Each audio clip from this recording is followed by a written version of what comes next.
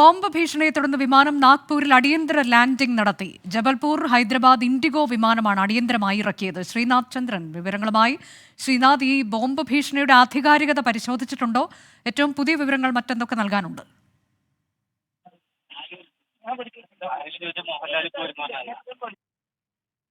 ഇന്ന് രാവിലെ ഹൈദരാബാദിലേക്ക് വിമാനം പറന്നു വരുന്നത്, പിന്നാലെ ബോംബ് ഭീഷണി സന്ദേശം ലഭിച്ചു. അങ്ങനെയാണ് വിമാനം അടിയന്തരമായി നാഗ്പൂരിൽ നടത്തുന്നത്. പിന്നീട് ഐസൊലേഷൻ ബേയിലേക്ക് വിമാനം മാറ്റുകയും ചെയ്തിട്ടുണ്ട്. യാത്രക്കാരെ എല്ലാവരെയും തന്നെ പുറത്തിറക്കി. ഇപ്പോൾ സുരക്ഷാ ഉദ്യോഗസ്ഥർ വിമാനത്തിനകത്ത് ബോംബ് ഉണ്ടോ എന്ന് പറയാനുള്ള പരിശോധനകളൊക്കെ തന്നെ നടത്തിക്കൊണ്ടിരിക്കുകയാണ്. നിലവിൽ ബോംബുമായി ബന്ധപ്പെട്ട ഏതെങ്കിലും തരത്തിലുള്ള സൂചനകളൊന്നും തന്നെ വിമാനത്തിൽ നിന്ന് ലഭിച്ചിട്ടില്ല. ഒരുപക്ഷെ വ്യാജ ഭീഷണിയാകാനുള്ള സാധ്യതയുമുണ്ട്. ഏതായാലും യാത്രക്കാരുടെ ബാഗുകളടക്കം വിശദമായ പരിശോധനകളൊക്കെ നടത്തി പൂർണ്ണമായി തന്നെ ഉറപ്പിച്ചതിന് ശേഷം മാത്രമേ ഈ വിമാനം ഇനി പറന്നു വരികയുള്ളൂ.